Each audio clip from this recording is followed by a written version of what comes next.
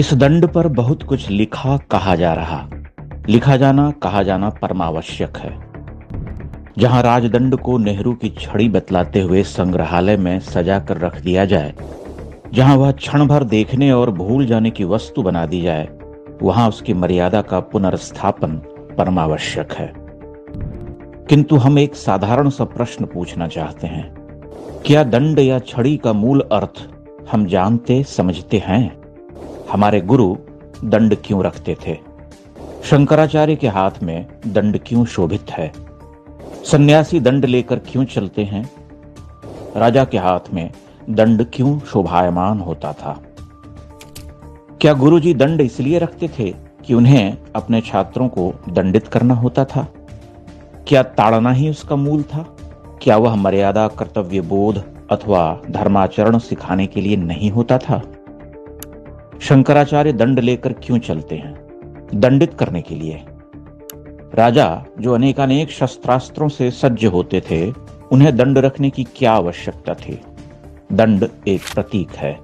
वह यात्रा पर कठिन पथ को पार करने का अवलंब तो है, किंतु प्रथमतः धर्म स्थापना का चिन्ह है। दंड को आचार्य अथवा राजा से विलगाया नहीं जा सकता। वह तो उनकी उपस्थिति के साथ एकमेक है। उसे आप उनकी अन्य और अनिवार्य भुजा या अंग मान सकते हैं। इस दंड पर किसी साम्राज्य का एक अधिकार नहीं है। यह प्रतीकात्मक है।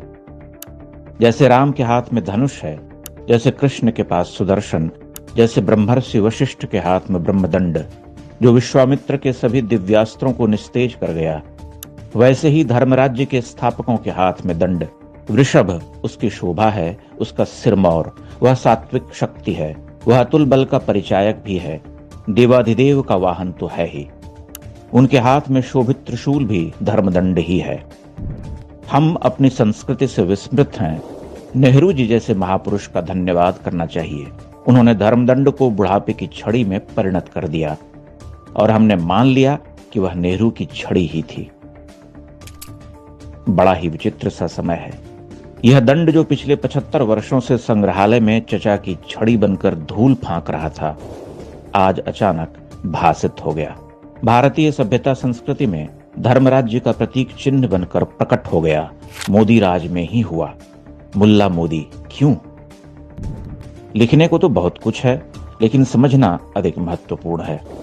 जो लोग इस परिवर्तन को देखना नहीं चाहते, उन्हें कैसे दिखाया जाए? परंतु देखना तो होगा। 1000 वर्ष के इतिहास में ऐसा कोई कालखंड भारत में नहीं आया। उत्तर से दक्षिण और पूरब से पश्चिम तक यह भूमि जागने लगी है। दुर्भाग्य है कि हम जगाने वाले को गाली देते हैं।